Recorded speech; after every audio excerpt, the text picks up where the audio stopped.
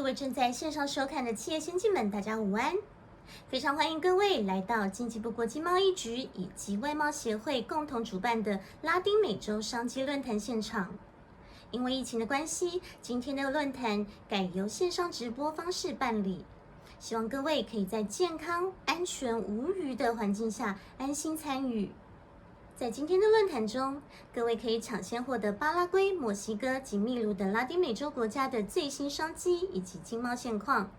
节目非常的精彩，敬请期待。首先，我们就欢迎外贸协会王熙蒙副秘书长为我们开场致辞。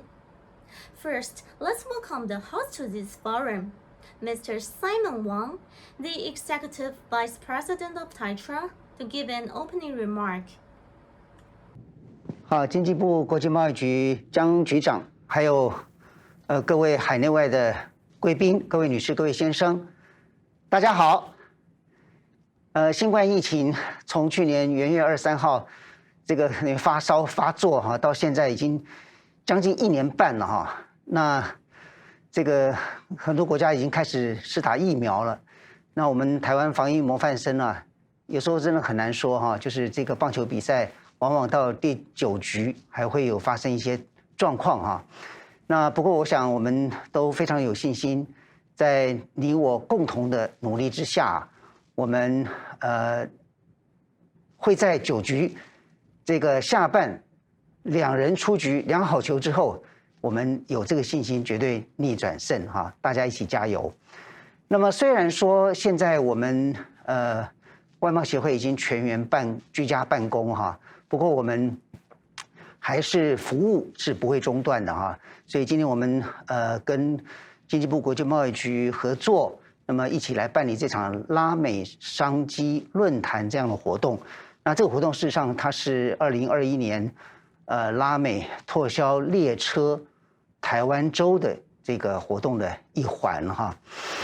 那么大家知道说我们在最近呢跟美国在台协会 AIT， 那么当然在经济部国际贸易局的指导之下，我们合作出了一本书，这本书叫做《供应链重组领航地图》。那么在这本书里面呢，我们揭示了我们台商要布局的8大区域制造中心的领航地图。那拉丁美洲啊，就是其中的一块版图哈，非常重要的一块版图。那么这里面呢，我们提出了3个重点。第一个呢，就是以墨西哥为枢纽的 FTA 供应网啊，那这是台商非常重视的一块供应链的一个制造的中心，那么供应美国。那第2块哈，是以这个像中美洲啦、加勒比海，那么这些国家跟美国 FTA 的这个网络。那么还有非常重要，就是这块地区，它是我们台湾主要的邦交国之所在哈，所以在这个地方布局呢，有助于我们把这个区块跟在北美啊做一个连结，以及它成为我们永续的一个贸易伙伴。那么第3个就是南美洲哈，南美洲的巴西。它超过2亿的人口，它是很大的内需市场之外呢，还有很重要就是它这个上游的这些原物料是我们台商也非常重要的一个采购的来源。同时，南美洲的巴拉圭啊，巴拉圭是我们在南美洲唯一的邦交国，我们也可以从巴拉圭来切入这个巴西的市场哈。那么从今天开始，我们除了这个商机日以外啊，那么明天我们就会有一连串的安排的贸易洽谈哈。那么1对1的这些商机，我们希望说，虽然疫情期间我们仍然服务不中断，那么商机呢不止歇。那么有一句话我们说，秀才不出门，能知天下事啊。那我们说厂商不出门，拉美商机往进来啊。那么最后祝福大家都要永保健康，在这一段疫情期间，那么祝福大家身体健康，万事如意，家庭和乐，心想事成。谢谢大家，谢谢。谢谢王副秘书长。接下来，我们非常荣幸邀请到经济部国际贸易局江文若局长为我们说几句话。Next, we are delighted to invite Ms. Cynthia Jiang, the Director General of the Bureau of Foreign Trade, to say a few words. 各位线上的企业先进，大家午安。我今天非常荣幸能够代表经济部国际贸易局参加拉丁美洲商机论坛，同时也非常感谢大家能够拨空参加今天的线上活动。各位热烈的参与，代表我国跟拉丁美洲各国合作交流的潜力。拉丁美洲是一个具有丰富天然资源，是一个超过6亿人口的庞大市场，人口非常的年轻，市场潜力非常的大。拉丁美洲虽然距离台湾非常遥远，但是跟我们的经贸关系很密切，是我国最多邦交国所在的区域。我国也跟很多国家签订了经贸协议。区域内的国家像是墨西哥、秘鲁，以及我们的邦交国家尼加拉瓜还有洪都拉斯等，跟台湾的产业像机械、资通讯、电机电子、汽车零组件、医疗器材、绿能等都是互补的，是我们非常重要的贸易伙伴。今年全球的疫情到现在虽然暂时没有缓和的迹象，但是呢，我们跟拉丁美洲双边贸易却有惊人的表现。从今年的1月到4月，台湾对拉丁美洲出口成长30%，我们从拉丁美洲进口也成长24%，都高于我们对全球进出口的成长。那么根据世界银行的预测，今年拉丁美洲经济有非常显著的复苏动能，整体的经济成长将可达到5%。如果我们从区域市场的角度来看，拉丁美洲有很多新兴潜力市场是值得我们多加关注。首先是墨西哥，墨西哥在美墨加协议生效后，成为北美市场重要的入口。我们很多的电子组装、资通讯，还有汽车零配件的业者，也都在墨西哥的西岸还有北部形成重要的产业聚落，来加强对北美市场供应链的布局。此外，像秘鲁今年经济成长率根据 IMF 的预测，可望成长7%以上。当地如果要进口电子、机车零配件、健身器材、建材家具，还有医疗卫生用品等产品的关税都是0，市场潜力商机很庞大，是我们不可以忽略的一个非常重要的新兴市场。那么我国呢，在中南美洲的邦交国家，例如像瓜地马拉、尼加拉瓜、巴拉圭，更是中美洲还有南方共同市场的枢纽，这些都是我们在拉丁美洲强化经贸交流不可或缺的重要伙伴。例如像我们跟巴拉圭的产业合作很密切，那去年我们从巴拉圭进口的牛肉超过了1亿美元，比前一年呢大幅成长82%。而我国的业者呢，也规划前往巴拉圭投资电动车充电设备以及车用电子的产品，来带动台巴电动车产业的合作。由于中南美很多的国家其实对台湾的各方面都比较陌生，为了让当地的民众更了解台湾，因此我们特别规划了拉丁美洲台湾州的系列活动，希望借着线上展的虚拟展示区，展出我们电子资通讯、汽车工业、防疫健康等优质产品的服务。我们也会透过影片呈现台湾的文化、观光等特色，促进拉丁美洲跟我国多方位的交流。今天的拉丁美洲商机论坛，我们邀请了巴拉圭、墨西哥还有秘鲁许多重量级的贵宾，为大家来分享当地的经贸概况还有商机。此外，我们也安排国内的业者跟拉丁美洲不同国家的买主来进行长达1个月上百场次的视讯采购洽谈。我们也将我国的优势产品以及拉丁美洲各国特色产品集结，设立虚拟的展示平台，希望促成更多双方媒合交流的机会。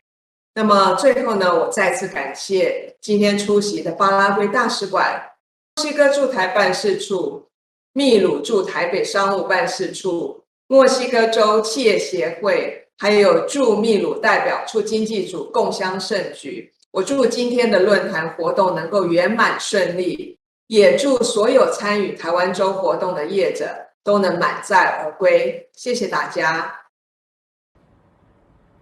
谢谢江局长。接下来我们就进入今天的专题演讲。首先登场的国家是南美洲的印加大国秘鲁。今天我们特别邀请到派驻过台湾、葡萄牙和加纳，并且具有国际经济和企管背景的秘鲁驻台北商务办事处古荣代表，为各位带来第一场专题秘鲁商机探索。We are honored to have our first keynote speaker, Director Juan Luis Kuyeng of the Commercial Office of Peru in Taipei, to share with us the business opportunities in Peru. Director Kuyeng. Good afternoon. This is Mr. Juan Luis Kuyeng. I'm the director of the Commercial Office of Peru here in Taiwan. I'm going to give you some information about the business opportunity that we can find in Peru right now. As you know, this year is very special for us because this is the bicentenary year of Peru. You know, we are going to have 200 years old. So this year is most important for us, and we want to share with you that opportunities in this special year that we have. We are from Peru. From Peru are the institution in Peru who are in charge mainly focus in 3 specific things. The first thing is Peruvian exports. We want to promote Peruvian products of all over the world. The second focus, the second goal that we have in Peru is to promote the tourism. Taiwan is a special market for us because, as you know, Taiwan people doesn't need visa to enter to Peru. And it is really important for people even who want to be, not only who want to make tourism, also who want to make business. And third one, since 2 years ago, Peru is also in charge of specific projects in investment. That's the focus that I'm going to talk to you now. We have around 40 commercial offices of all over the world, and we usually try to promote all Peru in all countries that we are. In this situation, also our main goal and our main strategy is to try to work very close with many local companies. I mean, in my case, for example, with Taiwanese company. How that we work with them, not only introduce them new opportunities in business, also we support them in many different kind of ways. Like, for example, if we find some company who are interested in some specific products, we can support them directly here to try to promote, to make some campaigns, to make some marketing exposure, or to try to make a launch of this new product that can enter to this market. This is one way. In tourism, we usually support, for example, inviting people who goes to Peru who knows the market. We usually pay for businessmen and for local business companies in tourism, for example. We usually support and invite them with paying also the flight ticket and also the accommodation in Peru. You know, with this situation, everything changed, but even that, we usually make some specific ad hoc support to many companies here in Taiwan. If we talk about tourism, for example, it's really interesting that, you know, Peru is the main country that Taiwanese people visit in Latin America. We receive around 12,000 Taiwanese people per year obviously before 2020, I mean, before the COVID situation. But why Peru is so special? It's because mainly we have culture, we have many places like Machu Picchu or Rainbow Mountain or rainforest jungle, Amazon rivers, and many places that people can visit. So this is a good opportunity for business to try to enter in this kind of situation. Also, the world or many countries know about our gastronomy. And our gastronomy is very famous and very important because we not only work to try to promote our Peruvian gastronomy, we also work very close to try to promote our ingredients. And that's the reason, because agro-industry is very important sector for us in the world. Like, for example, we are the first producer of blueberries on the world. We are the first producer of asparagus. We are the first producer in the world of quinoa. We are the first producer of the world of fish meal or fish oil, or many different products. We are the second largest producer of avocados. So for us, food industry is really important, and we try to promote all food industry, not only like superfoods, also with gastronomy. Which are the most exported products that we have? In agricultural products, we are talking about grapes, putao, for example. We are very strong in putao. From January to May this year, we are the first producer and the first exporter of putao in the world. So it's really interesting because we can export grapes to all over the world. Blueberries, of course, we are the first largest producer in the world. Avocado, we are the second largest producer in the world. Coffee, we are the second largest producer of the world of coffee, of organic coffee specifically. And sparrows, we are the first producer in the world. In metallurgy, for example, that Taiwan knows very well, zinc, we export a lot of zinc to Taiwan. Also, we are the third producer in the world of raw silver. We are the second largest producer of the world of copper, sulfuric acid, colorings, and many other minerals, because for us, mineral or mining sector are the main important sector in Peru. After that is fishery sector. About fishing, for example, we export fish meal, frozen GM squid, fish oil, pre-cooked GM squid, shrimps. Like, for example, last year we could enter with shrimps to Taiwan. And textiles, we are a really good producer of cotton. We have Pima cotton, and we produce, for example, to Taiwan t-shirts, cotton shirts. We produce cotton cardigans, and also we are the first producer, and we have the most largest population in the world of alpacas, and we export to Taiwan final products made of alpaca and also alpaca fiber. Which is the how can we work with the local companies to try to promote them?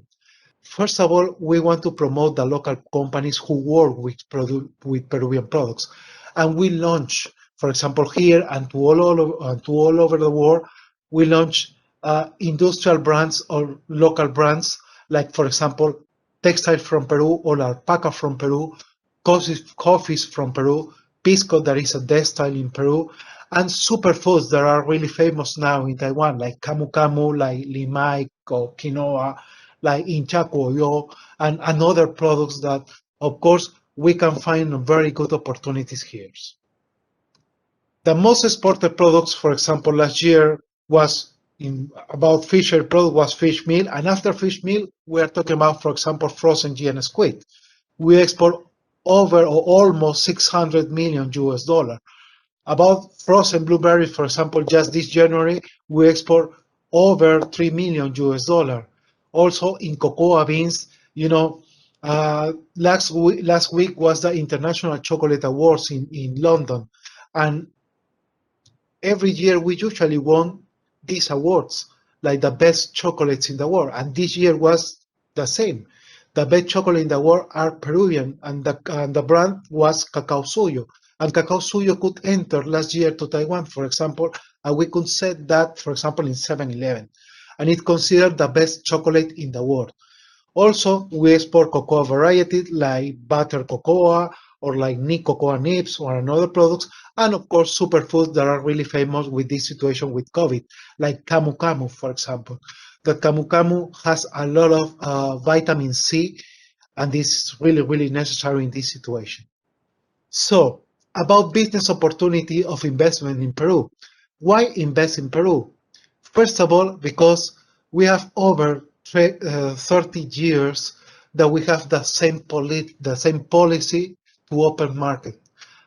That's a reason that we give to the people a confidence. And in this confidence, for example, we are the best, we have a really high index in the JP Morgan, and we have investments rating in positive with Moody's, with the Standard & Poor's, and with many other financial institutions in the world. Also with human capital. We occupy, for example, a 56 global talent index, ahead of Mexico and Brazil. And we are very open to international market. And that's the main reason there is a good opportunity to make investment in specific sectors that I can show to you, because if you invest in a specific sector, you can enter to all over the world. We have over 22 free trade agreements, and we can access to almost 90% of all the main markets of export that we have in Peru. The growth climate is really good in Peru, and in the slide you can see, for example, the contact people that can show to you, that can give to you more information about it. And for example, if some people are interested, or some company are interested in specific opportunities, we have a catalog with specific projects divided in different sectors that we can share with you. We have in total 86 projects that are in charge directly on Prom Peru and private sector as well. As you know, tourism is a really special sector for us, because we don't only have just Machu Picchu. We have at least 6 places like Machu Picchu. And of course, we have many examples of international magazines or international institutions of tourism that are in charge of that. For example, last week also, we made an agreement with the World Travel International Institution, and we are going to work with them very closely. So even that, we have a specific project that there are local companies, private companies in Peru, who are looking for local partners, for example, in Taiwan, that can share a specific project that we can share to you. Projects like Aguayapta or Centro Empresarial en Chalpal, or Consorcio Arquitectura Valle Sagrado that is in Cusco, for example. So we have a specific information of a specific project in specific sectors. As you can see, for example, 3 specific projects. I can share to you this catalog. We have a catalog with 86 specific projects that I can share to you. We have another 3 projects in tourism, like GMC Inversiones in Tourism, or HHP Advisors, or another project or another projects in this sector. If we are talking about textile, for example, I think there is a very good opportunity to enter in textile, because I know very well that Taiwan has a very high technology in this sector. But you know, in Peru, we have the best fibers in the world, even in cotton and even in natural fiber, like, for example, alpaca fiber or vicuña fiber. So it will be a really good match to try to make some joint ventures with specific products in that kind of project that we have. For example, in textile projects, I can show to you, you can see in the slides, we have a specific project with 7 Color Consortium, or Suritex, that is one of the best companies in Peru that we have in this sector, or Tandem Textiles. And we have a specific project and a specific information, and of course, how much this project could have or could be. If we are talking about food industry, for example, you know, in food industry, now we are the 5th big supplier in the world of food, mainly in fresh fruit and also with processed fruit.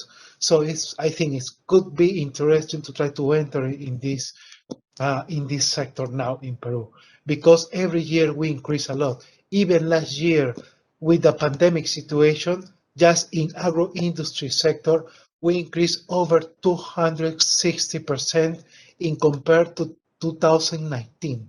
If we are talking just agro-industry. So we are really strong of this. One example was, for example, last year when we entered for the first time with blueberry with Taiwan, we were the first supplier and we could reduce the price to the final consumer here in Taiwan. So it is a really good opportunity to enter in this sector. For example, we have projects in the coast north of Peru. We have projects with blueberries. We have projects with many different kind of products that, of course, it means investment with a very, very good opportunities. And let me tell you something. For example, if you invest in Peru, depend on the amounts, for example, we can guarantee to you that we can, for example, make an agreement, and with this agreement, we can fix some taxes from this year, for example, that we signed this agreement to 10 years after the project. So we can fix some taxes. We can give to you back, for example, the sales taxes when you make some investment in Peru. So we have many advantages to try to enter in Peru, to enter with these projects again. If we are talking about manufacturing and high technology, of course, Taiwan mainly buy from Peru, for example, minerals. But minerals means also processed minerals. And this is really interesting because all the technologies, all the companies who are in high tech here in Taiwan needs these ingredients to try to continue this business. So I think to try to get more close to the supplier, it could be a very good option to try to enter in this sector, like manufacturing and high technology. As you know, we have many, many interesting things. Also, we want to enter, for example, in different kind of new projects or new business like e-commerce. In 2019, we opened, for example, for the first time, Peru opened for the first time and even was here in Taiwan, the first e-commerce platform from Peru here in Taiwan, that you can find some Peruvian products that you can find here in an e-commerce in books.com.tw. That's all that I can share to you. As I said before, we have a specific catalog with a specific project with different sectors that we can send to you, and we are open to any question. And of course, we are really grateful to have this opportunity and thanks for TITA to give us this opportunity to share to you this business opportunity in Peru. Thank you very much. 感谢古荣代表的分享。在下面的节目中，我国驻秘鲁代表处经济组黄华俊组长将从前线为各位带回第一手秘鲁的政经情况，并且针对台湾几个利基产业深度剖析台秘双边的经贸商机。Let's welcome Director Juan Jun of the Economic and Cultural Office of Taipei in Peru for the next presentation, Bilateral Trade between Taiwan and Peru. 黄组长，请。各位产业先进，大家好，我是驻秘鲁经济组黄华俊。今天很荣幸受邀参加外贸协会举办的研讨会，分享一些秘鲁的商情，期盼对各位有帮助。我的简报分为4个部分。首先，我想简介秘鲁的政经情势，再来呢，疫情的概况，然后产业概况，最后是结论。那由于时间有限，所以我们先直接进入主题。秘鲁目前正值总统大选的阶段，将于6月6日选出下一届总统。这次选战呢，受到拉丁美洲的注意，因为又是一场左派跟右派的争夺战。秘鲁虽然是高度支持自由贸易的国家，已经签署了20多个贸易协定，与60个国家享有免税待遇，包括了就是中国、美国、欧盟等。只有在1968年的时候，曾经有左派执政。拉丁美洲目前左派政府如委内瑞拉、玻利维亚都支持这次的黑马候选人 Pedro Castillo， 就是简报左手边的那一位先生。他已经表示，如果当选，他将重新检视签署了各个经贸协定，并会将像油啊、矿啊等的重要产业国有化，以及管制进口。因此，如果是左派当选，势必将影响各位与秘鲁的生意往来。至于经济的方面，秘鲁近10年的表现呢是拉丁美洲的一个楷模，平均 GDP 成长有 4.5% 每年，所以说表现是非常优异。但受到新冠肺炎的影响，2020年它的 GDP 却大幅的衰退11%，是拉丁美洲表现第2差的国家，只有落后哪一国呢？委内瑞拉。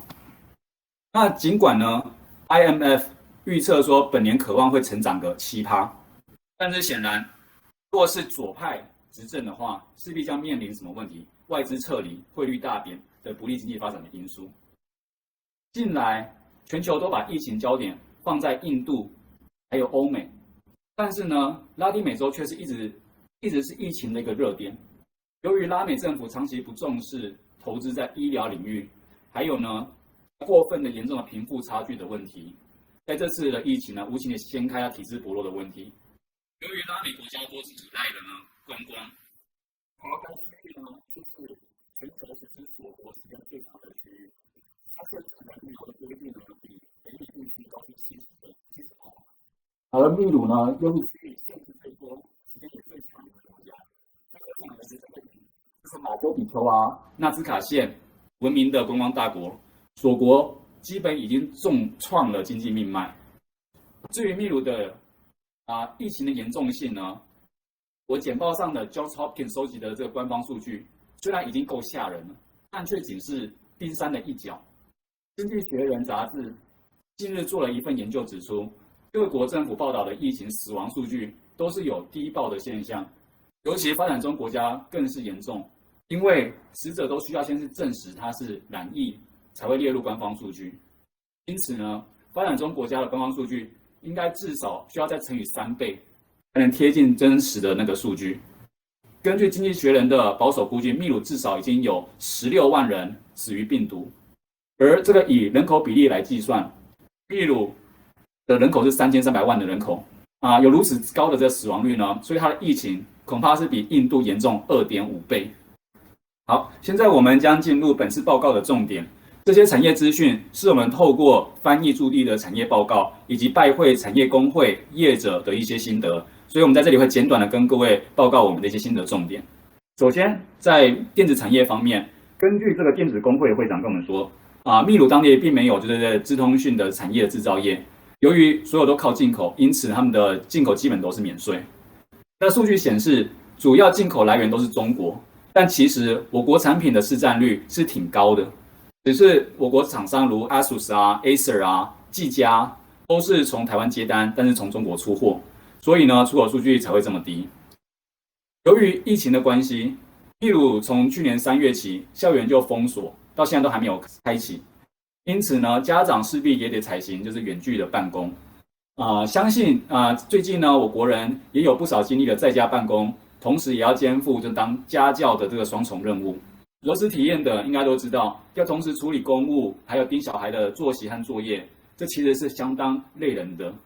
而多数的当地人已经经历这样的生活快1年半了。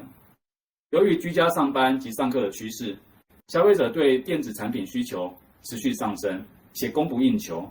尤其消费者亦逐渐习惯采用网购，因此呢，企业持续加强并用电商等管道拓展销售。但是呢，就我们的观察，尽管线上购物是个趋势，但随着经济重新启动，消费者有较倾向前往购物中心内的品牌门市或电子产品卖场这些实体的店面走动。另外，中国品牌如华为、小米、韩国的三星、日本的 Sony 都已经在秘鲁市场有重要的产品。秘鲁近期即将引入华为的5G 网域，预测2021年。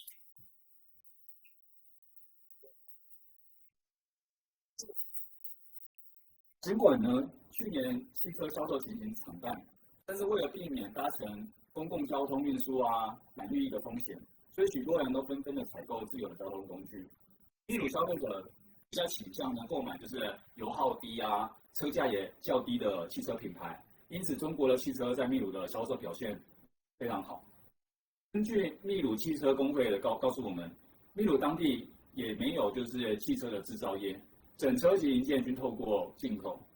在秘鲁，有个很独特、拉美独特的一个现象，就是汽机车品牌特别多据称有超过2000多种的汽机车品牌，都来自中国，都是一般人不曾听过的品牌。这个特殊的现象呢，都是因为秘鲁厂商为了取得廉价的汽车因此呢，要求中国的供应商客制化，所以才有这样的一个产物。可想而知，这些车的故障率应该都相当高，所以后续也会有很多维修的商机。那另外，电动车的方面呢，在此领域的发展情形是拉丁美洲的倒数第一。2020年呢，他们只卖出了不到600辆的混合的电动车所以说他们这个部分还是在发展的阶段。就建筑产业方面，根据五金工会的会长跟我们说，秘鲁虽然有制金及家具的制造商，但他们没有任何一个就是我业者提供的这方面的产品。那疫情开始之后呢，秘鲁国人就待在家中的时间变长了，因此对于就是美化自家的需求大增其中需求最大的产品就包含家具电器浴室厨房和收纳的用品。秘鲁全国有个18000多个建筑相关的产品销售据点，供应商目前有2个主要销售管道，一个就是零售的五金行这样的传统管道，另外一者呢就是百货公司就是百货公司组成的零售管道。那主要差别就是百货公司它除了可以给予客户到府装配的服务，它也可以提供就是包裹式这个混合的服务，例如就是美化的工程。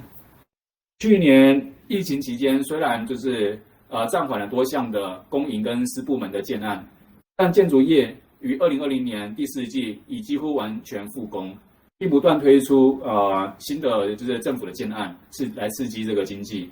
所以预计就是本年呢，建筑相关产业的将成长的17%，渴望就是创造就是110万个就业机会，前景是非常被看好。健身及卫生产业呢，当然是当前最夯的产业，但可惜的是，大多商机都被中国占去。在医疗物资争夺战中，去年1月中国疫情爆发时，中国政府呢就下令驻地的使馆大量采购当地的口罩等等相关的医疗物资送到中国，导致3月病毒就是抵达秘鲁时，当地的口罩出现一片难求的状况。后续中国投入请全国之力，然后生产就是医疗物资，所以他们也达到自给自足所以也可以就是外销供应到发展中国家。根据报道呢，在这个疫情这个灾难的期间，不少的秘鲁的政府高层呢，也与中国业者联手大赚灾难财，买进了一堆中国次级的防护用具，导致了军警还有医护人员染疫身亡。目前秘鲁的口罩等物资虽然不缺，但品质参差不齐。相关产品呢，虽可透过线上采买，但此等产品呢，可取得性相当的高。消费者住家附近都有药房，还有超市，所以实体销售人士就是买家首选的那个方式。至于健身的器材呢，因为秘鲁政府对于就是开放健身房采取相当谨慎的态度，是少数就是坚持不开放健身房的国家。这样的情况下，就越来越多的秘鲁人倾向就是采购运动器材在家运动。他们也都主要是透过网络采购并宅配到府。例如我们大楼呢，就是有不少的邻居陆续都添购了跑步机脚踏车机哑铃等健身器材，都把自己的家的客厅或者房间改造成健身房。文具产品方面，由于超市或者是文具等零售店均可取得文具用品且各处均有超市，所以取得并不困难，因此人多以就是实体的方式购买。只有一些像是纸类这些比较重的一些物品会是网络下单外送到府。至于就是纺织业方面呢，此行业就是最能看到疫情的不公平的待遇。由于就是该产业多为小摊贩型的为中小企业的业者，政府为了避免群聚，3不5时都会派军警去扫荡这些路边摊贩。可是呢，这些业者呢，他们也没有就是转型为电商的能力，所以说几乎是没有生存之道。那至于比较大品牌的中大型业者，他们就得力于就是电子商务百货公司恢复营运，所以是开始渐渐有正成长的趋势。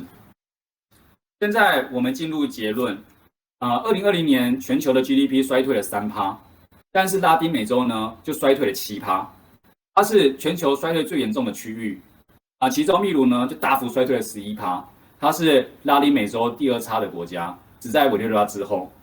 IMF 虽然预测呢，本年秘鲁渴望成长7%，但很大一部分需要观察6月6日即将的大选的结果。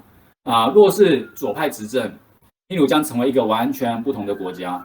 左派候选人已经宣称将会国有化矿产油业等重要产业。另外呢，就是业者最关心的，他会管制进口，所以可以预期，就是如果是左派当选，经济情势会大幅的衰退。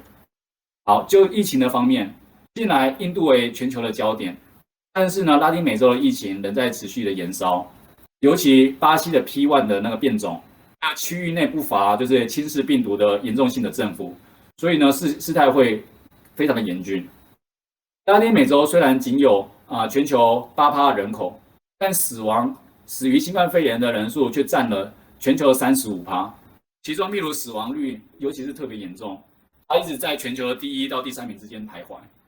由于拉丁美洲医疗体系普遍不佳，医疗院所很早之前就资源用尽，且极度缺乏氧气。再者，我们陆续都一直不断的听到，就是有人还有他们或者他们的家人染疫或者是死亡的消息。因此，我是尽量就是尽可能减少外出。平时呢，除到办公室之外，就是宅在家。在海外的我们，每次看到就是台湾抗疫的优良表现，都很感到骄傲及羡慕。不仅能在全国走透透，还可以跟朋友聚会、上餐馆、看表演等活动。虽然现在台湾的疫情有些升温，但在大多数全民皆重视疫情的程度，相信可以很快呢就可以回归正常生活。发展中国家无法控制疫情的主要原因，就是因为穷的比例太多了。贫穷族群无法生活在长期隔离的状态，平时他们就没有积蓄，隔离对他们来说就是挨饿。而政府的补助呢，又相当少，而且很多人因为没有户籍或者是银行账户，所以是领不到补助的。因此，在饿死跟病死两者之间选择，他们当然宁可就是选择先不被饿死，所以在外出讨生活。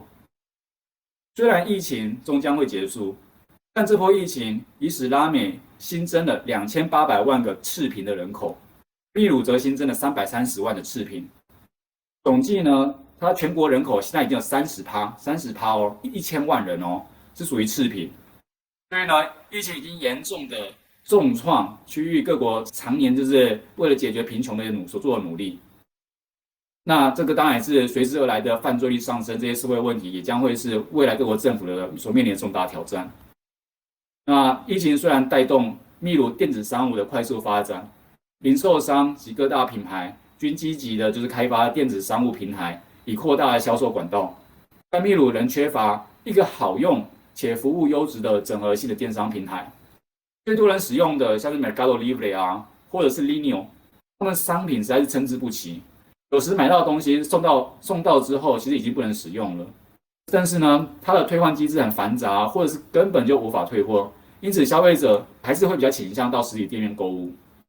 那秘鲁的电商的发展呢，其实也有值得我们参考的地方。例如像他们的 Linio 这个平台呢，它已经跟中国有相当深入的合作。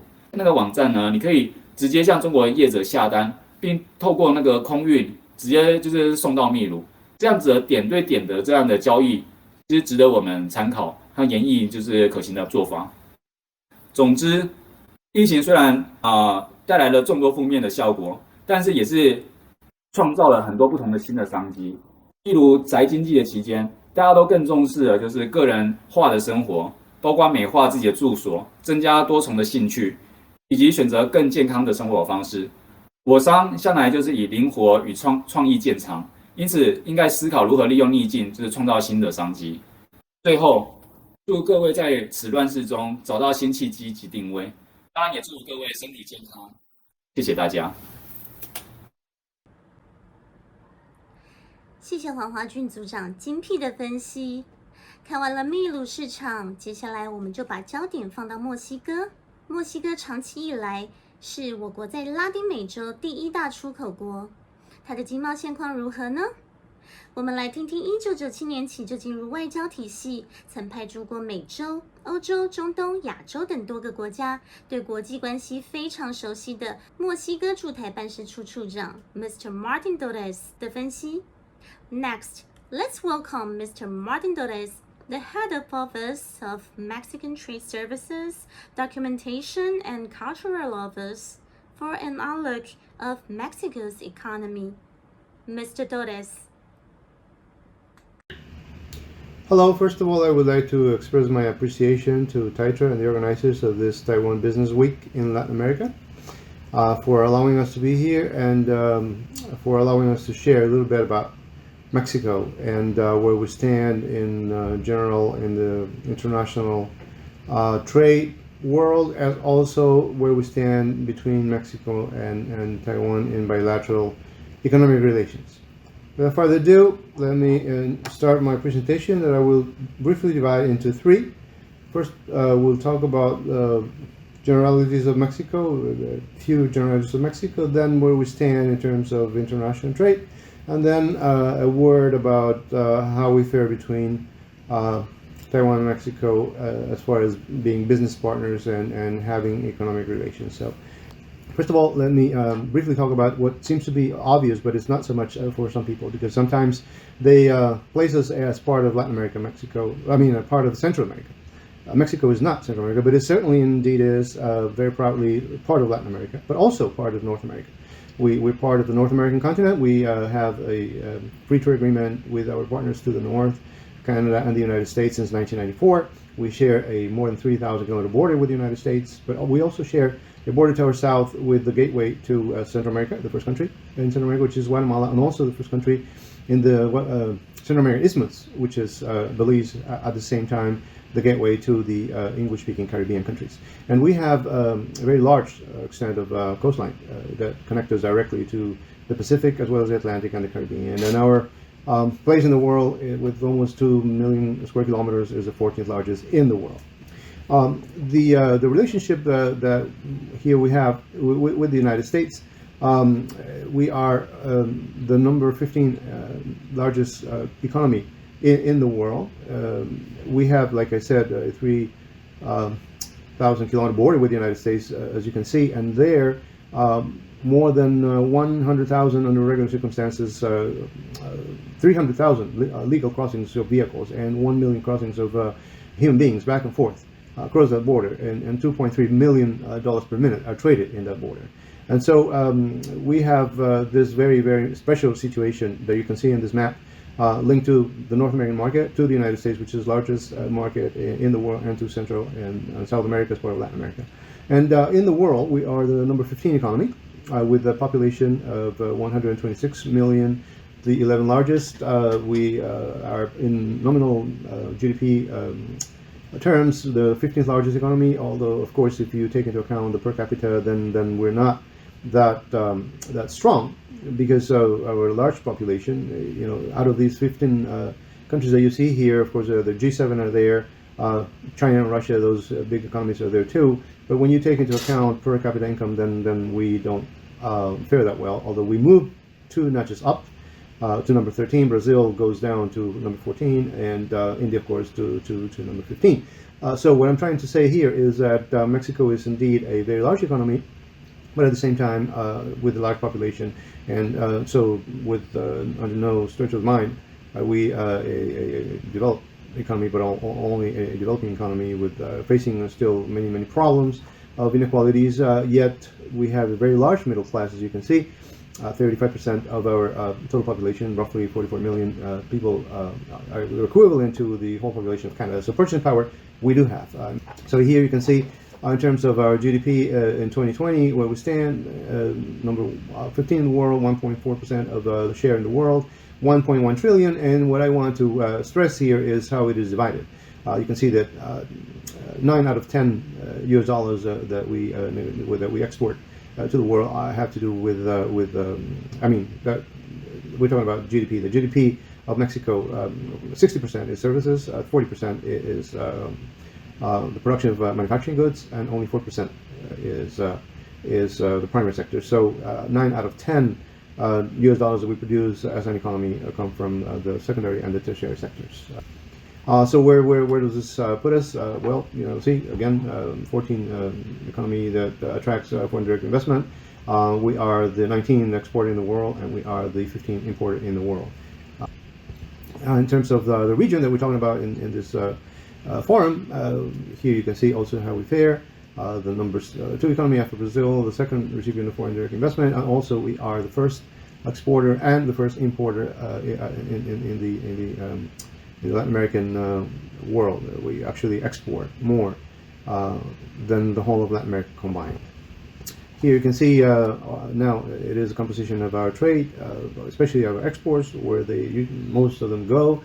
We are highly not only intertwined but dependent on the U.S. market for obvious reasons. We're neighbors to the largest economy in the world, the largest consuming economy in the world. So more than 80% of our exports go to the United States, and if you add the 2.7%, so 84% of our exports go to our partners in the North American market.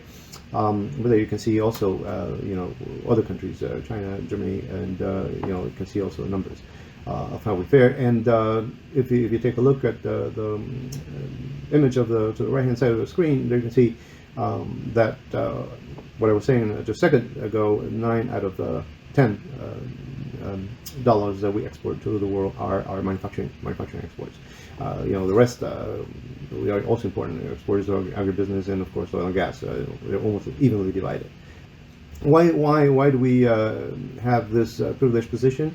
Well, because we are what I would call the champions of free trade, and that was something that happened very recently, at the end of the 80s and the end of the 90s, especially the end of the 80s of last century. We were one of the closest economies in the world, not competing at all at the international level. We decided to open up and to find that as a new path to development, and open up our economy, competed, and then became, like I said, the champions of the free trade.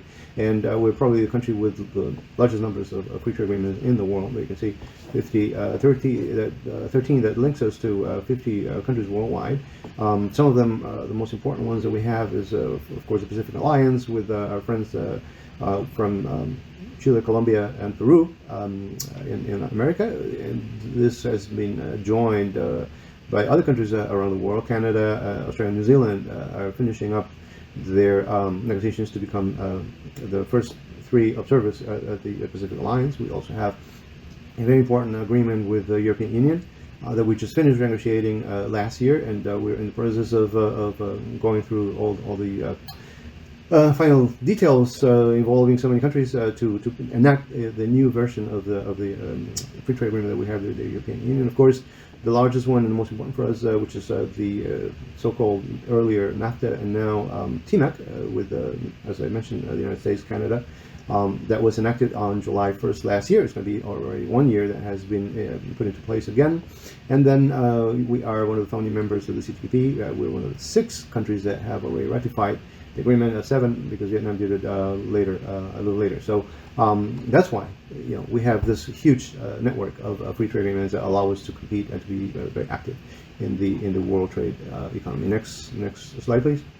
Now a little word about where we stand between Mexico and Taiwan, and here you can see the numbers that were just released recently between Mexico and Taiwan as far as bilateral trade is concerned. And our exports stand at 4.4, but almost 92% of those, if you count the oil exports, is that. But if you take that out of the equation, at least a fourth of the exports are motor cars and vehicles that we export to Taiwan, around 13% of phone sets. On the other hand, from Taiwan into Mexico, electronic and integrated circuits of automatic data occupy almost 1/4 of total exports from Taiwan to Mexico. And then there you see the most important 5 most important ones that we trade bilaterally. Here you can see how in the last years, from the last 6 years, we have been increasing, or we had been increasing steadily our trade, especially from Taiwan to Mexico, from 6.6 in 2015. They had reached 9.3 in last year, and also we had steadily increased our import. We reached the highest level in 2017 with 425 million. Then it went down, but again Discounting oil from last year for 462 million was the number that we reached last year. We were badly hit by the pandemic, as most countries, of course. Everyone was spared from that, but that meant, among other things, that our imports were decreased generally by 18%. So that's what is reflected here in this chart. So we have a very, very strong partnership. There you see the level of bilateral trade, where we stand as far as being partners. But the most important thing that I would like you to take a look at here is that there are more than 300 Taiwanese companies established in Mexico. So that really makes up to the huge deficit that we have with you, because we have a very important investment. A traditional now investment from Taiwanese companies that have been, many of them already for decades in Mexico, for a total amount of investment that stands over $1.1 billion, and that creates directly more than 60,000 jobs in Mexico. And the companies, the Taiwanese companies established there, are part now of our supply chain in the North American market. And as you can see, many of them are in the electric production and trade, but also other areas, textiles and the auto part industries. So this is where we stand. There you can see a sample of the companies. I mentioned more than 300, of course. Here you see some of the most important ones. Of course, Foxconn, Pegatron, Indotech, Wistron, all of those linked to the electric market, and the most advanced of them, Foxconn for sure. And also textile, and there you can see the distribution. Some of them are in the border with the United States, Baja, Chihuahua, Tamaulipas. Others are in the central part of Mexico, where we have very important niches for also the auto industry, the textile industry, and so on. So to see more details, why have we become so important for Taiwanese companies? Well, because we've moved ahead rapidly. Our industrial exports have grown at a pace of 3%. Like I said, back in the 80s, 70% of our exports were primary products, especially oil. And nowadays, almost 90% of our exports are manufactured products.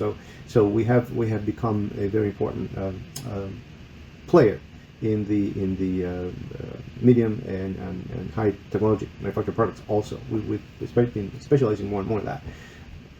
So now one modern thing that we have been exploring and been advancing in is the advanced technology product, ITP.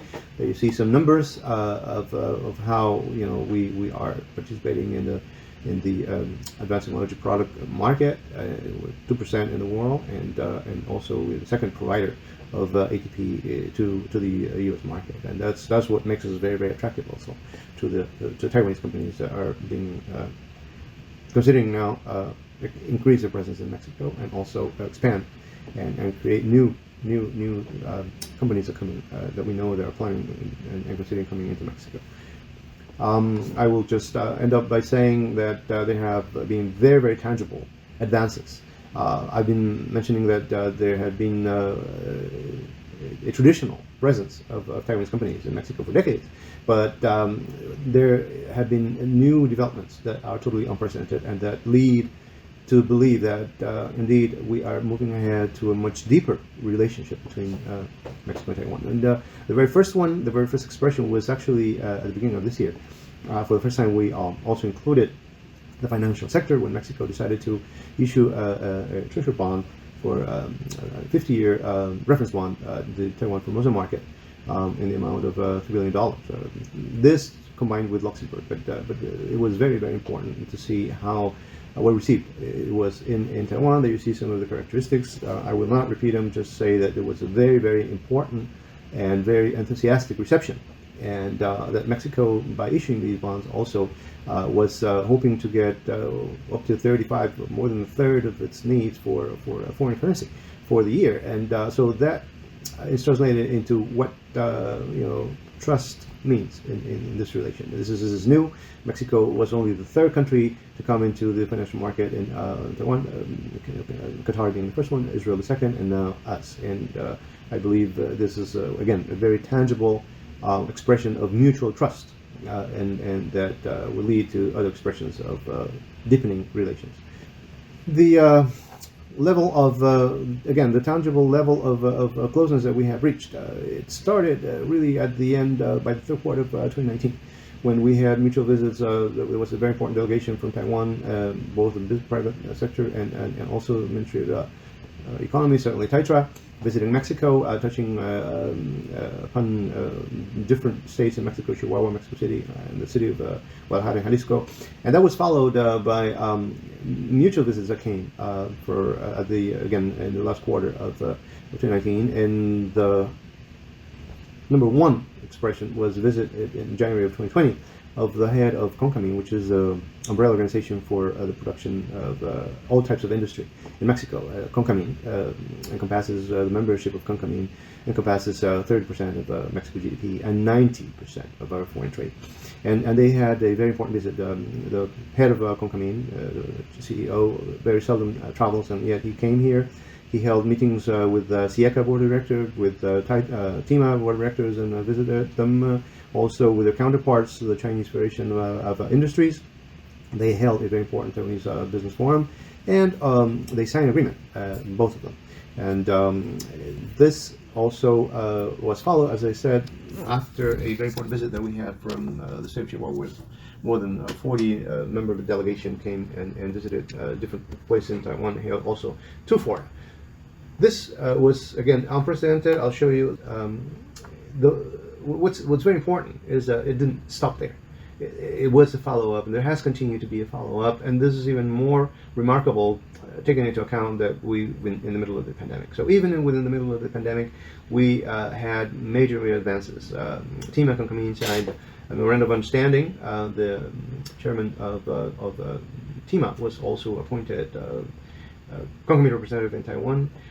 There was a second business forum held in 2020, this time online, but with a huge participation as well. And then even at the end of 2020, by the fall of 2020, TIMA did a global networking forum that was also attended both by CONCAMIN and, but not only attended, participated, we had participation from CONCAMIN and from the Chihuahua representatives that had previous contacts. And so there is a continuous and deepening relationship between business communities of both Taiwan and Mexico. This has not been only related to the industrial sector. The agricultural sector was also present, and we had also at the end of 2019 a very important visit from the head of the National Agricultural Council, which encompasses all the private sector participants in the agribusiness sector. They came here and were met by their Taiwanese counterparts. The National Agricultural Council had their counterparts meet together. They organized also a forum, and the head of the CNA came himself at a very difficult time, because there was a time when they were discussing the budget of agriculture in Mexico, and yet he took the tour. He was accompanied by the before Deputy Minister of Foreign Trade. So he was this person who was advisor to the head of the National Council of Agriculture. Was also the negotiator for the TMAC and the free trade agreement with Europe. Both the updates of both. So it was a very, very important visit, and the National Agricultural Council, together with its counterpart, the National Farmers Association, also did have a follow-up and signed a memorandum of understanding online again, just recently, a few months ago. So things are moving. There are very tangible results. They're very encouraging signs. We know that given the circumstances worldwide, Taiwanese companies are considering expanding operations in Mexico. There are others that have never been in Mexico are considering establishing themselves there.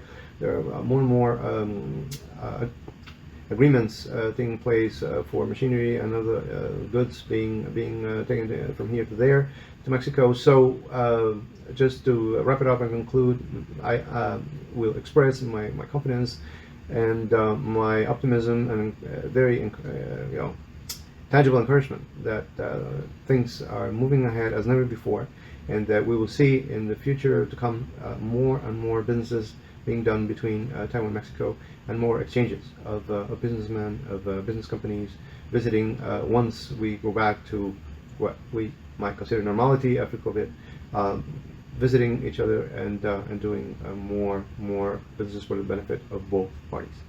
This is in a nutshell where we stand worldwide in international trade and bilaterally with Taiwan. Again, thank you for your invitation and for the opportunity of being here, and wish you total success in this very important one-week forum that you will be holding online. Thank you very much, and best to you all. We know that we will beat the pandemic, as we're confident that Taiwan will also come out of it. Thank you very much. Thank you, Mr. Torres. 紧接着，我们邀请墨西哥外贸推广网络 Procex 的副会长 Mr. Miguel Ruiz 告诉我们更多的墨西哥商机。Next, we are delighted to have Mr. Miguel Ruiz, the Vice President of Procex Mexico, to deliver his presentation, Mexico's Economic Environment and Business Opportunities. Mr. Ruiz. Hello, dear friends from Taiwan. We welcome you to Mexico. We are so proud to share with you today two main topics. The first one will be to talk about Red Procex. Red Procex is an entity that I will explain in a few minutes. And the other, and the main topic really, is the economic environment of Mexico. We want you to be here, to join us in Mexico, and to share business opportunities. So, before talking the details of information, I will briefly say what is Red Procex. Red Procex is a business community that we created more than a year ago. This business community enrolls different entities, chambers of commerce from different countries, local entities, local chambers of industry and commerce, embassies from different parts from the world, and obviously business people as you, our friends from Taiwan. So this is the area of the business connection for you in Mexico. We will share at the end of this presentation our contact information, and we would like you to be quite open regarding making questions, knowing more about Mexico. Now, the topic, as I said at the beginning, is the economy in Mexico, the business environment in Mexico. We want to be your facilitators in order to participate in Mexico. So, some of the information that we would like to share is Mexico has 13 free trade agreements, as we call it, the FTAs, and these agreements are with more than 50 countries in the world. The other important topic is we have a very particular and very positive location worldwide. We are in the middle of two oceans, the Pacific Ocean, the Atlantic Ocean. We are with the north border in connection with the US, the major economy worldwide, in the south with all the Central and Latin American countries. And obviously, this connection in the north border with the US also gave us connection with Canada. We have 29 agreements, what we call the APRIs in Mexico. These agreements are to protect investments, so you, our friends from Taiwan, can be quite confident about investing in Mexico. Mexico has a lot of expertise in this particular field, working and explaining details to international entrepreneurs as yourselves in Taiwan in order to have a proper formalization of your investments in Mexico. We want your investments in Mexico, we want your import products in Mexico, but obviously we also would like to have our products in Taiwan. One more other topic is we are the second largest economy within Latin America.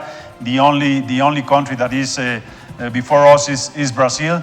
We are the second one in terms of economy. We are the second one in Latin America in terms of size.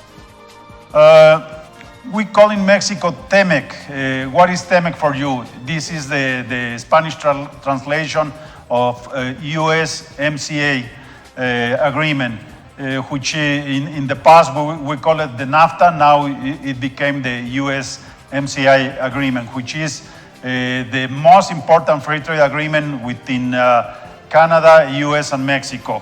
What is this opportunity for you, Taiwan?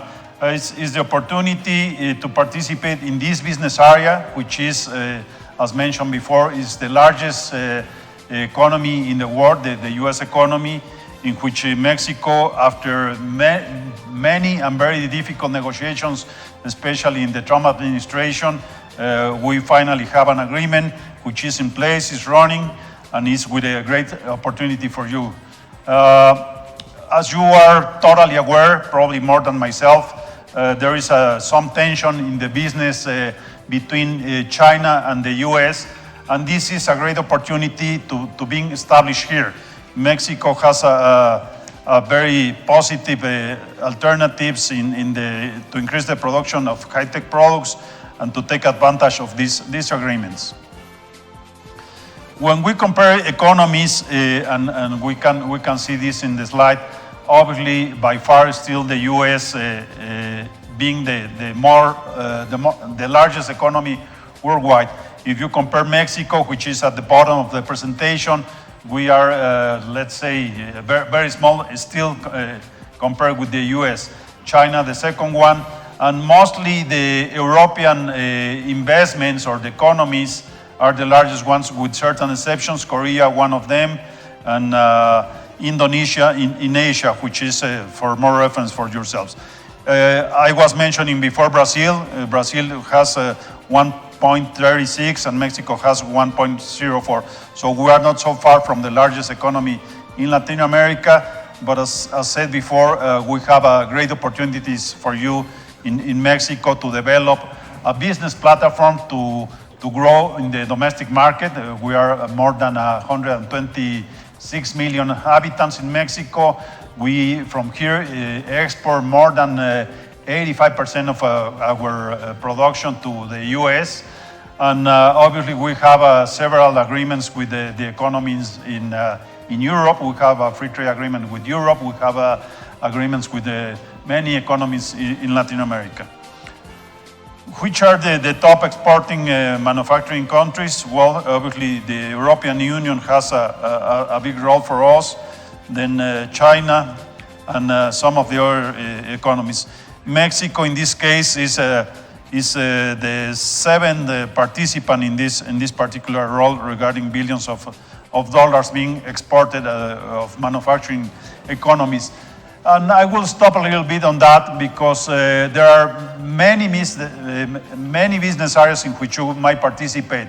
I can start talking about the automotive industry, which is one of the key industries in Mexico, the pharmaceutical, the IT, as US has their Silicon Valley. We have our Jalisco or Guadalajara Valley, which is growing so fast in IT, which is one of the main points of interest of yourselves in Taiwan.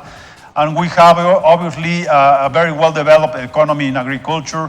We have been growing so fast, but also in hygiene products and cosmetics and some other particular business.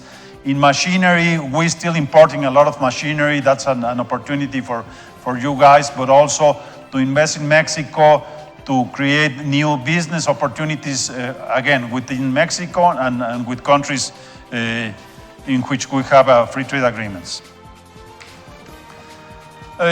Which are the main commercial partners of Mexico? As you will see, again, US is the top one, then China on the terms of size is the second one. But if we compare with the US, we have, let's say, a more balanced exchange. We export this amount, but we also import from the US probably 80% of what we export. In the case of China, there is a big unbalance. China exports a lot of goods and supplies to Mexico, but we are very limited on that regard. And then we have many other countries: Germany, Canada, Korea. We have Taiwan, as you can see in the figures. We have some exchange. We want to grow that exchange, and that's why we are having this conversation with you, entrepreneurs, business people, people wanting to know more about Mexico. Yes, we have some other trades with the countries as Colombia, which is a third of what we do with yourselves in Taiwan. but we want to increase the business opportunities both ways. We want to import more from Taiwan. We want to export more to Taiwan. We want to have investments coming from Taiwan. In this particular moment in which the USMCA agreement is in place and is picking up, as you know, the economy in the US, and I can tell you this from the logistics point of view, the US economy is growing so fast. They are opening up their economy. Many states have no COVID restrictions. I don't want to talk about a lot of the COVID, but they don't have COVID restrictions. So exports of Mexican goods or goods manufactured in Mexico are growing fastly. Just here this morning that the month of April, we grow compared to the previous year 20%. And those figures are just ideas for you in Taiwan of what can we do together. Regarding the gross domestic product, well, as many other countries, we have a difficult year, but figures start to look positive. Figures start to show more opportunities, and we consider, and that's why we are today here sharing with you these informations, because we perceive that whatever decision, business decision, smart decision will be taken in the following months will create a very good profit and a very good business opportunity. So these are some of the factors that we want to share with you guys. This is the beginning of this exchange between Red Procex and the Taiwanese entrepreneurs, the Taiwanese business people. We want to do more with yourselves. I will like to share the information of contact of our president of Red Procex, so you can contact us for more particular information regarding how can we do more business. So this is the contact information that we will share with you. We will send you this presentation to whatever location you want to have it, and it's a pleasure to have this conversation today with our friends from Taiwan, and we will love you to see you soon in Mexico, discussing business, sharing the culture. We have deep roots in your side and in our side, and we would like to have you soon in Mexico. Take care and have a great day. Thank you. 谢谢 Luis 副会长的分享。台湾目前15个邦交国中有9个位于拉丁美洲，由此可见拉美之于我国邦交的重要性。那么在商业上，我国在邦交国又有哪些机会呢？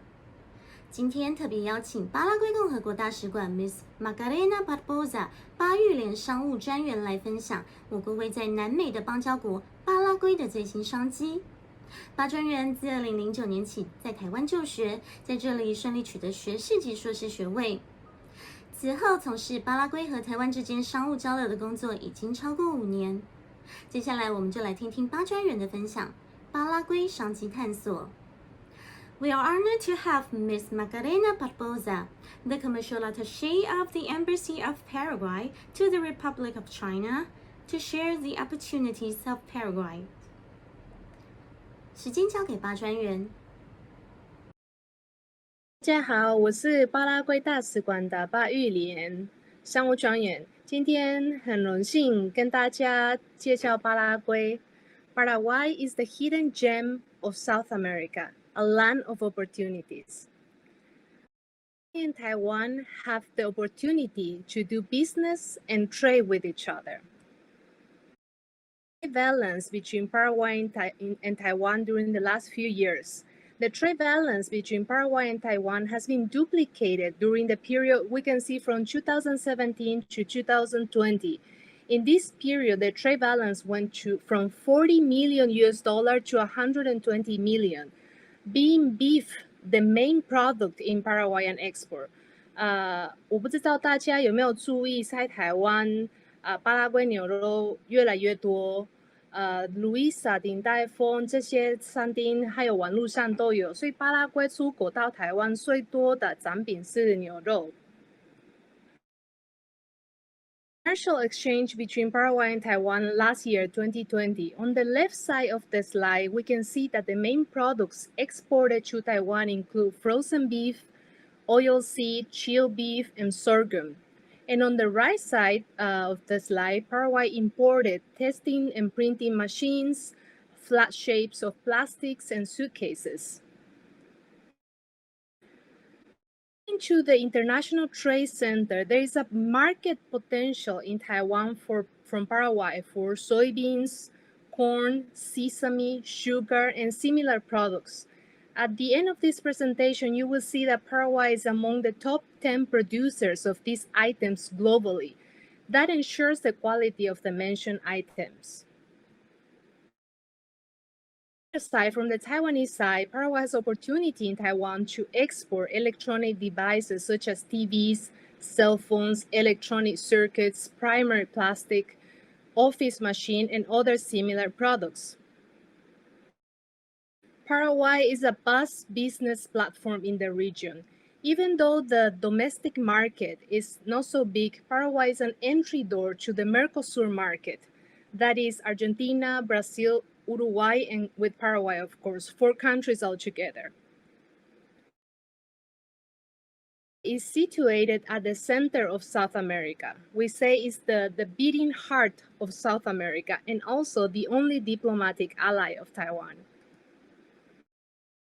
The Republic of Paraguay has over 7 million people, and the languages spoken include Guarani and Spanish. The geographical space is about the same size of the state of California.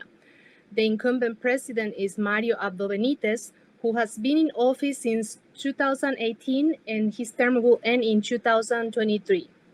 The currency used in the Republic of Paraguay is Guarani, and the capital is called Asunción. Most of the people, the Paraguayan people, are educated with literacy levels at 94.3%, and unemployment remains at 5.8%. The political division is made up of 17 departments and the capital district. The leading economic indicators for the country indicate that there was a negative GDP growth in 2020 at minus 0.5%. However, if you compare it to other Latin American countries, it's not bad at all. The GDP remains at 36 billion, and the estimated growth for 2021 is at 3.5%. That's according to the BCP, which is the Central Bank of Paraguay. Inflation in 2020 was at 2.2%. Foreign currency reserves as of April 2021 were at 10.2 billion. The exchange rate is $1 US is 6,780. March, the external public debt stood at $10 billion, which is equals to 27.6% of the GDP. About the growth of the Paraguayan GDP. Through this graph, we can see that Paraguay maintained a positive growth, even though with the volatility of Brazil and Argentina. Paraguay has the lowest project decline in the region. GDP composition, the most significant contributor of GDP is represented by services. That accounts for 40%, followed by, we can see manufacturing, the manufacturing industry at 19%, then trade at 11%, and last but not least, the third highest being government services at 10%. Taxes contribute only 8% of the national GDP, like electricity and water. The government of Paraguay is not very keen on taxing its citizens. Instead, it uses other means to serve its people efficiently without overtaxing. For composition, we can see on the left side the highest export. This is a comparison between 2003 and 2019. The highest export in 2003 was energy at 50%, and primary products at 29%. Manufacturers of agricultural origin were at 17%, that's MAO. And the least was MIO, which is manufacturers of industrial origin, was at 4%. We can see an exponential increase in 2019. Manufacturers of agrarian origin went from 17% to 33%. Primary products went at 31%, and energy went down to 24%. On the right side of the slide, the blue color represents exports with added value, which is MIO, that grew from 295 million in 2009 to 999 million in 2019. Then the red color is the exports under the Maquila regime, which increased from 53 millions to 752 millions. Generally speaking, the only product that has reduced among the exports is energy. Foreign direct investment composition. At the end of 2018, the countries leading the FTA composition in USA, Spain, Brazil, and others. The main investment sectors that had the most attention were finance, commerce, oils, and at the tail end were the paper and textile industries. Risk qualification. The qualification of the rating agencies, these international agencies, is very important for investment. And as you can see in this slide, Paraguay is just one step away from the investment grade. This will allow Paraguay to access better investment opportunities. So far, with the whole COVID-19 situation, Paraguay has maintained its credit rating. Few in the region. Paraguay tax scheme is a simple triple 10 with corporate tax rate, personal tax rate, and value-added tax is 10-10-10. Taxes in Paraguay are the lowest in the region, as you can see this comparison table with Argentina, Uruguay, Brazil, and so on. The referential does not exceed 35%, according to the World Bank. When the utilities are converted into dividends, a 15% tax remains. The three taxes are highest at 23.5%. This regime has undergone a significant reform that became effective last year, 2020. The most we can see from the gray area to the blue color, from the left side to the right side, the most notable variation affects the tax on profit remittances, which changed from 15% to 0%. The overall taxes in 2019 amounted to 27.3%. However, since 2020, the total taxes is 23.5%. Regime is based on the Paraguayan labor code and provides holidays to people who have worked in the company for a specific period of time. For more than 10 years, people who have worked in the company have paid leave for 30 working days, 12 days for people that have worked for less than 5 years, and 18 days for less than 10 years. Social insurance, IPS in Paraguay, includes health insurance and retirement, and is a total of 25.5%. The employer accounts for 16.5%, and the employee accounts for 9%. Important information points includes the provision for Christmas allowance at the end of the year and permits for nursing and maternity. Paraguay is a country blessed with natural resources. We have 3 hydroelectric plants, Itaipu that we share with Brazil, Yasuneta that we share with Argentina, and another one for local market, Acaral.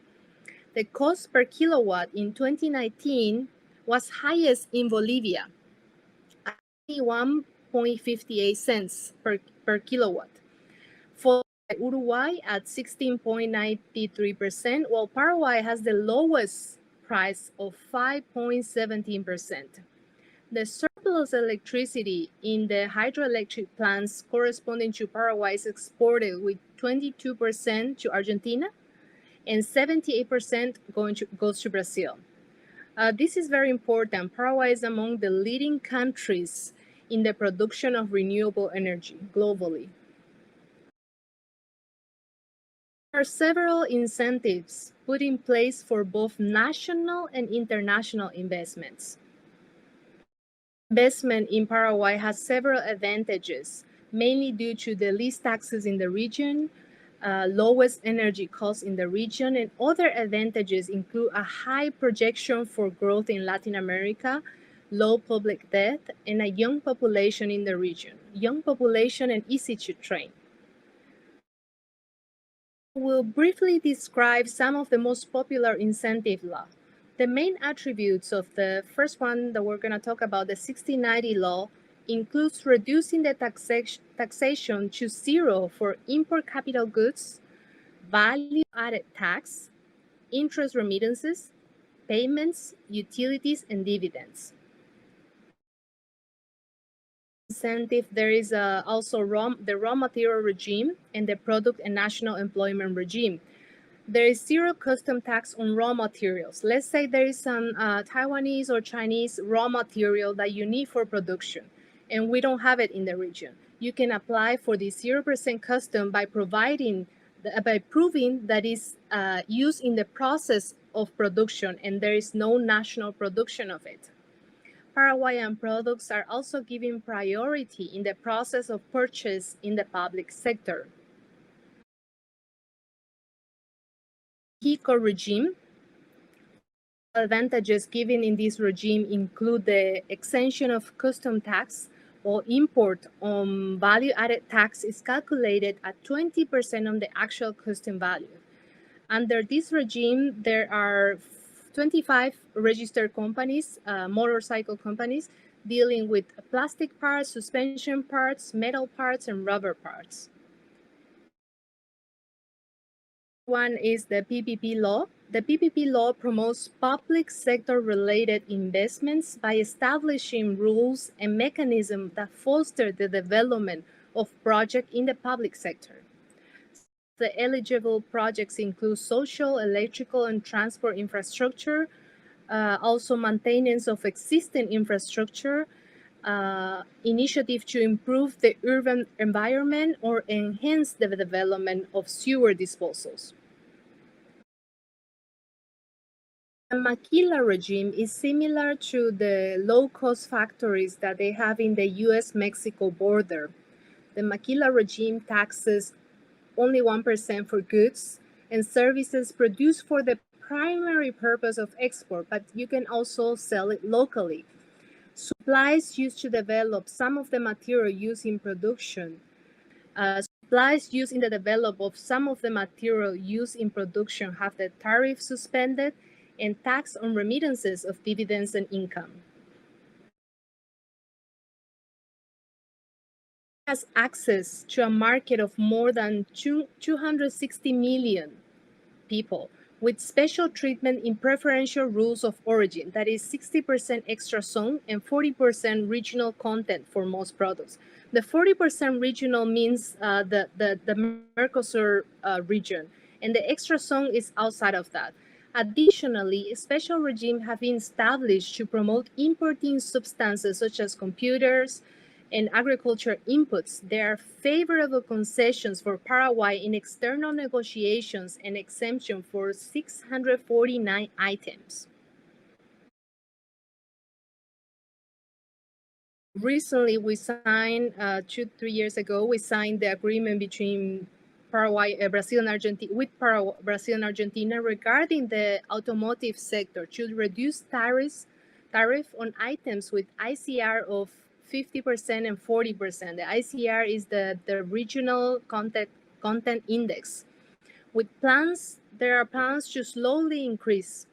The benefits given to the 50% ICR begins at 350 million. With 40% ICR expected to receive up to 750 million by the year of 2027. Brazil and Argentina, both countries' access will also be given for 1,000 vehicle units, with ICRs as low as 35% in Brazil and 30% for Paraguay. Sur and Europe have reached trade agreements that eliminated tariff for Mercosur exports at the rate of 93%, and the remaining portion will be given preferential treatment. All the benefits include the establishment of preferential quotas, Some of Paraguay commercial opportunities include in this section include rice, poultry meat, organic sugar, bovine meat, ethanol, honey, and corn. The primary export product beneficiaries for Mercosur include vegetable oils, corn, poultry, and bovine meat. All of those items we do produce. Some of the tariff eliminated include 99% agricultural export, 81.7% for imports, and 17.3% will be given preferential quotas.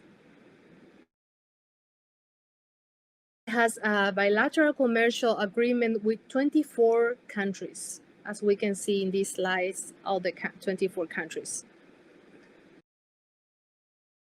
We're getting to the end of the presentation, and as I say in the beginning, I will show the distinguished performance of Paraguay.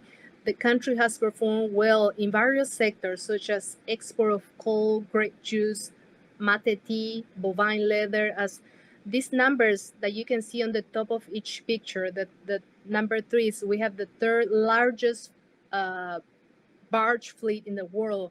We are the 4th largest exporter of soybeans and their products. We are the 6th largest exporter of bovine leather and so on. Numerous international companies have been installed in Paraguay. For example, from the Asian continent, we can see Fujikura, Yasaki, Sumitomo. Many of these are related with the auto parts industry. Then from Asia, Europe, and South America are working in the textile, plastic, and also agricultural industries. Omega Green Project is one of the latest projects. The Omega Green Project has invested over 800 million globally. It created about 3,000 jobs in its construction and 2,400 indirect and direct jobs during the operation. The GDP is expected to be over 8,000 million in the next 10 years. An estimated of 20,000 families are anticipated to benefit from the certification of program for raw material precision. Right now, we are in the process of training those families that are going to benefit from the certification programs. Well, I hope that this information is helpful, and we welcome any doubts, any questions. Feel free to contact me, the embassy. Here's my email address, and thank you so much for your attention. 谢谢 Miss Barboza 的分享。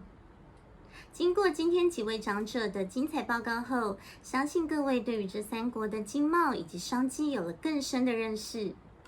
各位业界先进，如果对于今天的报告有任何问题，或对哪个部分特别有兴趣，欢迎在影片下方提供的连结写下您的问题以及联络资讯，我们将协助转交给相关的长者。非常感谢各位参与今天的线上论坛，今天的节目就在这里告一段落。防疫期间，请大家继续保持勤洗手、戴口罩的好习惯，减少人与人的连结。期待下次再见喽，拜拜。